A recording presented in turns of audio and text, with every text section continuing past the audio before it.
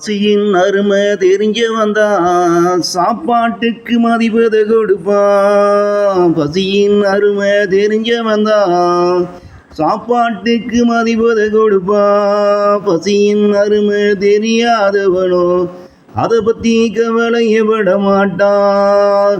பசியின் அருமை தெரியாதவனோ அதை பத்தி கவலையப்பட மாட்டான். இங்கு ஒவ்வொரு மனிதன் வாழ்வும் உனக்கு இதையே தான் சொல்லும். இங்கே ஒவ்வொரு மனிதன் வாழ்வும் உனக்கு இதையே தான் சொல்லும்.